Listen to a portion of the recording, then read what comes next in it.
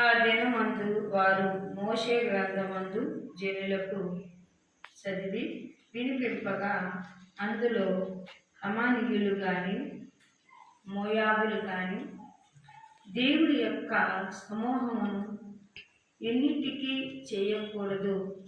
వారు అన్నపానములు తీసుకొని ఇశ్రాయేలులకు ఎదురుపడక వారిని శపించమని బిలాముకు ప్రోత్సాహపరిచిరి.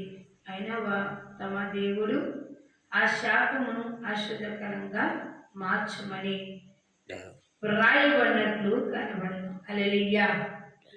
నెహెమీయా గ్రంథములో నెహెమీయా మన 10వ అధ్యాయం చూసాం.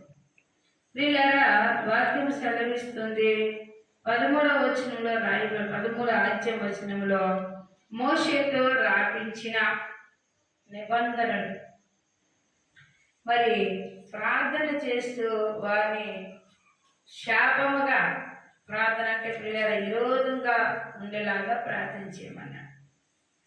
చూసారా, దేవుని యొక్క వాగ్దానంలో మనం ఉన్నప్పుడు దేవుడు ఏమన్నాడంటే మీరు ఏం అడిగితే అది నేను ఇస్తానన్నాడు. ఎందుకు అనే మాట మనం చూస్తే నెహెమీయా గ్రంథము ఇక్కడ ఎవరు ఈ నెహెమీయా అంటే ప్రియులారా అల్కీయైన కుమారుడు. నెహెమీయా యొక్క పరిచర్య అనుదినము సంవత్సరంలో ఇతోపు మాసమున నేను బహషా కోటలో ఉండగా నా సహోదరులు హననీయకు ఒకడు యూదుల్లో కొందరు వచ్చిరి. చెరబడిన షేయులో తప్పించుకొని యూదులు గూర్చి యెరూషలేమును గూర్చి నేను వారిని అడగగా వారు చెరబట్టిన వారు శ్రేయించేవారు ఆ దేశంలో బహుగా శ్రమ నిందలు పొందుతున్నారు అని చెప్పాడు. హల్లెలూయా. నెహెమీయా ఎవరి గురించి అడిగారు? నెహెమీయా అడిగినప్పుడు వారు శాపగ్రస్తులైన వారు ఎవరు? దేవుని యొక్క వర్తమానము వినుకోకుండా తిరిగి వారు ఎవరట? శాపగ్రస్తులు.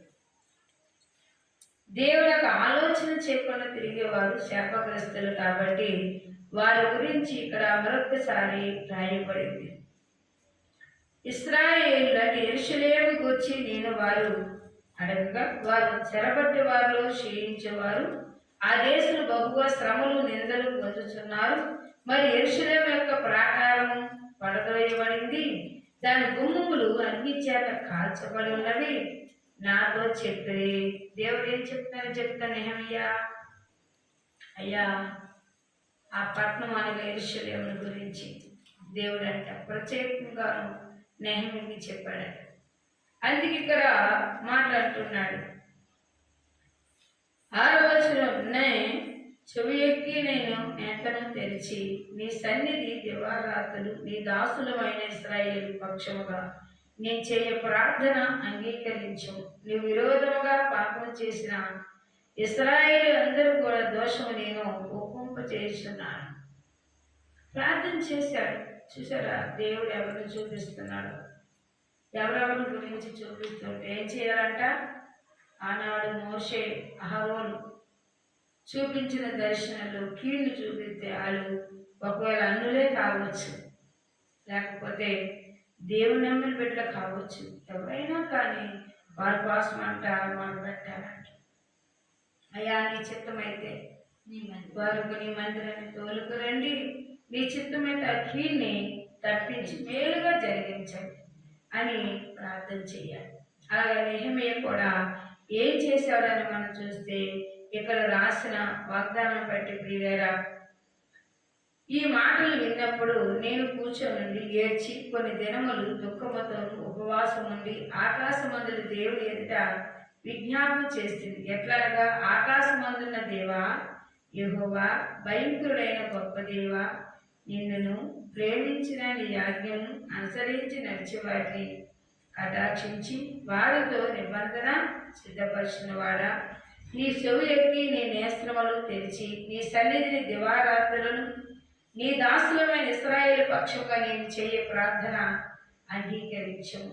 నీకు విరోధంగా పాపం చేసిన ఇశ్రాయేలు కుమారులు దోషము నేను ఒప్పింపచేయుచున్నాను.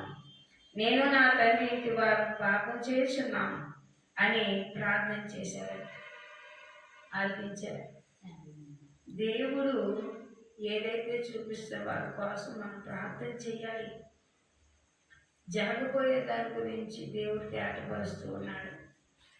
నెహెమీయ దర్శనం చూశాడు. ఆ దర్శనం ద్వారా ఇశ్రాయేలు యెరూషలేము గురించి చెప్పిన దాని గురించి నెహెమీయ ఏం చేశాడట? ప్రార్థన చేశాడు. బలమైన ప్రార్థన చేశాడట. పిల్లలు ఆలోచించండి, మనకి చూపించిన ఆ దర్శనాన్ని బట్టి మనం ఏం చేయాలి? ప్రార్థన చేయాలి. ఎవరన్నా కానీ ఏ స్థితిలో వారిని చిత్తమైతే నీ మందిరాన్ని తొలగిరాయి అని మనం ప్రార్థన చేయాలి. అలా నెహెమీయ కూడా ప్రార్థన చేశాడంట. ప్రార్థన చెయ్యగా ఇక్కడ అంటున్న చూడండి, దేవుని స్తోత్రములు. నీ సేవకుడైన మోషే చేత నీవు నిర్ణయించిన ఆజ్ఞలైనను కట్టడాలైనను విధులైనను మేము వేరొక గైకొనకపోతిమి. నీ సేవకుడైన మోషేతో నీవు సెలవిచ్చిన మాటను జ్ఞాపకం తెచ్చుకొని, అదే కదా మీరు నా అపరాధములను చేయనియలా జనుల్లోని మిమ్మలను చెదరగొట్టుతాను. అంతే, మీరు నా వైపు తిరిగి నా ఆజ్ఞలు అనుసరించి నడిచినలా బుద్ధిగంతుల వరకు మీరు తోలివేయబడిన అక్కడి నుండి సహగా మిమ్మల్ని కూర్చి నా నామం ఉండుటకు నేను నిన్ను ఏర్పరచుకుంటానని, స్థలం మిమ్మల్ని రప్పించుతానని నీవు సెలవిచ్చిదువు కదా. హల్లెలూయా, హల్లెలూయా. దేవుడు ఆజ్ఞలు నెరవేర్చాలి. దేవుడు వాగ్దానాలు నెరవేర్చాలని దేవుడు ఏదైతే నిర్ణయం చెప్తున్నాడో అది వినాలి. ఇనవారి అందరట దేవుడట ఒప్పింప చేసి, అంటే ఒప్పుకొని పాపం ఒప్పుకొని దేవుని చేత నిలబడినప్పుడు ఆ పాపాల గురించి ఉపవాసం కూడా ఉన్నారు. మరి దేవుడు ఎప్పుడైతే గొప్ప ప్రవక్త చెప్పాడో, ప్రవక్త చెప్పిన మాట అదంట త్వరపడాలంట. ఊరికే ప్రవచన చేయడు కదా, ఊరికే దేవుడు మాట్లాడటం, ఏం మాట్లాడినా దాని అనిమాల అనుభవం ఉంటుంది. మరి నెహెమీయ నీతో మాట్లాడచ్చు. ఈ నెహెమీయ మాటలు దర్శనం చూస్తూ ఈ దర్శనాల గురించి, యెరూషలేముల గురించి, ఇశ్రాయేలు ప్రజల గురించి ప్రత్యేకంగా చెప్పినట్లు మనం చూస్తున్నాం. దేవుని స్తోత్రం. చూసారా పిల్లరా, వాక్యం సెలవిస్తూ ఉంది. ఇక్కడ అంటున్నాడు, నేను తప్పిస్తాను అని సెలవిచ్చావు కదా, చిత్తగించు. నీవు నా మహాప్రభావం చూచి నీ బహుబలముల చేత విడిపించిన నీ దాసులు నీ జనులు మీరే యెహోవా సౌయోగి. నీ దాసులమైన మరలు నీ నామమునకు భయభక్తులతోనూ గణపరచుడు యందు ఆనందిస్తూ నీ దాసులు మరలు ఆలకించితివి. హల్లెలూయా, హల్లెలూయా. ఊరికే వదిలేసే దేవుడు కాదు, నాకేం సంబంధం లేదనేవాడు కాదు, మొరబెట్టగా ఉత్తరం ఇచ్చే దేవుడు.